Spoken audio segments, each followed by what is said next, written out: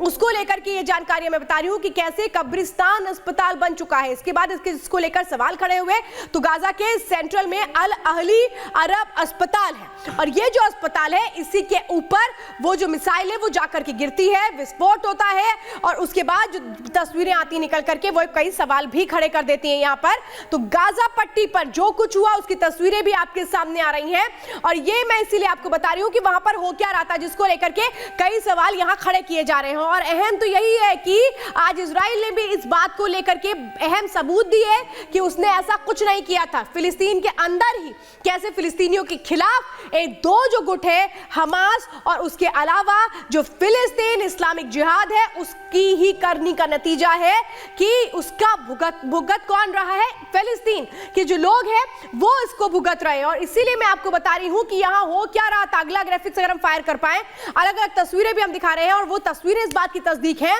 कि इस वक्त ये जो जंग है इसमें सबसे ज्यादा अगर किसी का नुकसान हो रहा है तो वो आम आदमी का हो रहा है। चलिए जरा कुछ और तस्वीरें भी मैं आपको दिखा रही हूं और ये जो जानकारी मैं आपको दे रही हूं, गाजा पट्टी में जो नरसंहार हुआ है, जो इसके साजिश के तार है, ये साजिश है। देखिए कई सवाल है, ये साजिश है या फिर ये हादसा है। साजिश की बात इसलिए निकलकर सामने आ रही है जिस तरह से मिसफायर हुआ, ये क्या जानबूझ से किया गया हमला था, क्योंकि ये कहा जा रहा है कि हमास को अब डर है कि वो खत्म हो जाएगा, इसलिए वो कैसे फिलिस्तीनियों को आगे कर करके ये लड़ाई लड़ रहा है। अब सवाल ये है कि ये मिसफायर हो गया, यानी कि दागा कहीं रॉकेट और जाकर कहीं और गिरा और इसी वजह से क्या मौत हो रही है फिलिस्तीनियों की। और अब अगली जानकारी मैं आपको एक और जानकारी दे रही हूं क्योंकि ये समझिए बहुत सारी और अहम जानकारी निकलकर सामने आ रही है। देखिए अब ये सवाल है, खूनी साजिश के कितने सूत्रधार हैं? फिलिस्तीन इस्लामिक जिहाद सीधे सीधे शक की सुई इसके ऊपर जाती है और सवाल ये है कि क्या ये इसके पीछे है हिजबुल्लाह जो लेबनान से लगातार इजराइल पर हमला कर रहा है, हमास का साथ दे रहा है, क्या वो इसका सूत्रधार है? तीसरा हमास खुद,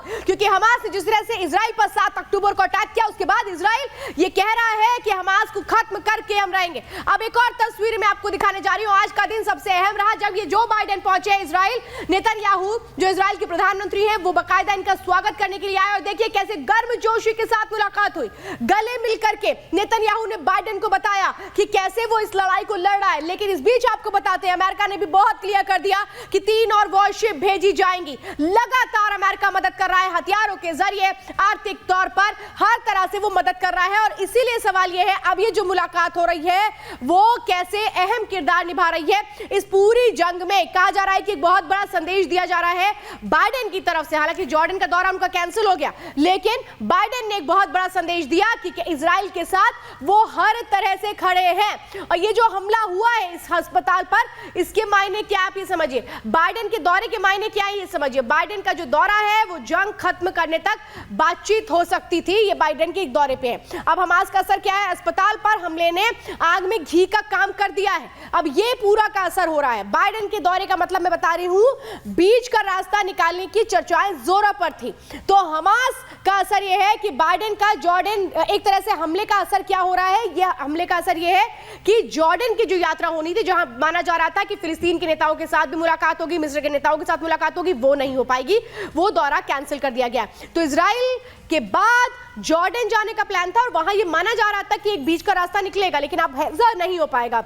अब क्या हो रहा है? जंग के और तेज होने के आसार बढ़ चुके हैं, ये इस हमले का असर है। तो शांति समझौते पर चर्चा होने की उम्मीद थी जो अब नहीं हो पाएगी। शांति की बातचीत अब हो पाना बेहद मुश्किल है क्योंकि जिस तरह से हमला हुआ है उसके बाद इजराइल को यह कसूरवार ठहराया जा रहा है, लेकिन जो इजराइल है वो साफ तौर पे ये कह रहा है कि वो इसके लिए जिम्मेदार नहीं है और इसीलिए बातचीत के जो दरवाजे हैं वो पूरी तरीके से बंद हो चुके हैं। ये मैं अब आपको जानकारी दे रही हूं कि अब आगे पड़ाव क्या होगा, असर क्या हुआ है समझिए। जॉर्डन में राष्ट्रीय शोक घोषित कर दिया गया है, इसलिए जो बाइडेन जिनको जाना था जॉर्डन वो अब नहीं जाएंगे। तीनों देशों के राष्ट्राध्यक्षों की बैठक से इनकार कर दिया गया। जो तीनों देश आप देख रहे हैं जिनको मिलना था वो अब नहीं मिलेंगे। गाजा में मानवीय सहायता पहुंचाने की बात पर भी अब बात नहीं हो पाएगी क्योंकि ये बैठक कैंसिल हो चुकी है जिसमें कई विषयों पर बातचीत होनी थी। युद्ध विराम पर फिलहाल कोई बातचीत नहीं है क्योंकि इजराइल तो हालांकि क्लियर कर चुका है कि वो कोई भी सीज फायर वो नहीं कर रहा है और इसके सबूत वो बार बार दे रहा है। अब आज आईडीएफ ने बहुत बड़े सबूत दिए। उसने साफ तौर पे बता दिया कि कैसे गाजा के अंदर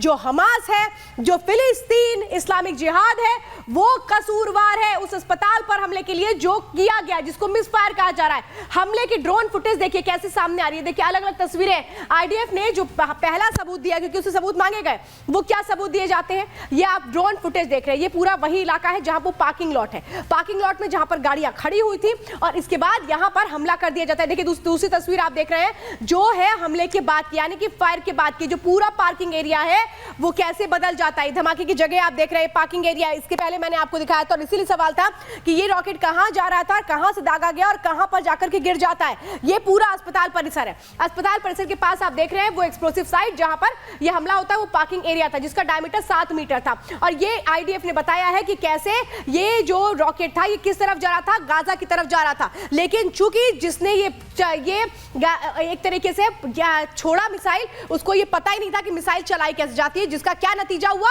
ये अस्पताल पर जा गिरती है। और ये जो आईडीएफ ने बकायदा आज वीडियो जारी किया है, इसमें एक एक चीज लिखी है। जो एक्सप्लोसिव साइट थी, वहां से अस्पताल कितनी दूर था, वहां से गाजा कितनी दूर था, वहां से इजराइल कितनी दूर था। आप देखिए, मैं एक और आपको ताजा तस्वीर दिखा रही हूं। हमले के बाद की तस्वीरें आप देख रहे हैं। इससे पहले आपने वो तस्वीरें देखी थी, अस्पताल कैसे कब्रिस्तान यहां पर बन चुका है। जो अस्पताल में लोग मौजूद थे, बहुत सारे लोग थे जिनका इलाज चल रहा था, लेकिन ऐसे बहुत सारे लोग थे जिन्होंने अस्पताल में शरण ले रखी थी, वो भी किस तरह से नष्ट नाबूद हुआ। इसके बाद देखिए गाजा में आप चारों तरफ आप देख रहे हैं धुआं ही धुआं उठ रहा है। गाजा की शक्ल बदल चुकी है, आसमान में धुएं के गुब्बारे, लगातार रॉकेट के दागे जा रहे हैं। और इसीलिए मैं आपको बता रही हूं कि अब गाजा में क्या हो रहा है। गाजा बिल्कुल तहस नहस हो चुका है। किसकी वजह से? हमास की वजह से। लेकिन इन सब के लिए जिम्मेदार कौन है, आज ये सवाल खड़े होते हैं।